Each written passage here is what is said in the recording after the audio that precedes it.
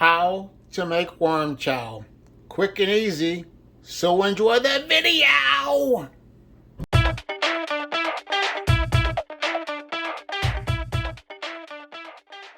Well, hello. Before you think about throwing things away in your pantry, I want you to, if you got worms, go and make you some worm chow. And what I have, I grounded up some Quaker Oats oatmeal in my magic blender. Then I had some expired Bob Red Mill Premium Whole Ground Flaxseed Mill. It's packed with potential. And what I'm going to do is just mix these two ingredients together.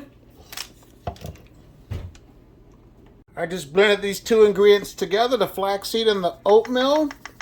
And that's the worm chow that I'm going to use. I'm going to lightly dust it on top of my worm bin over the bedding. But before you go out and buy worm chow, try making your own. And if you make some, let me know, because I'd love to see how you made yours. Well, here's another video to learn more about worms. I want to take the time out to say thank you for watching, and you have a great day. Bye.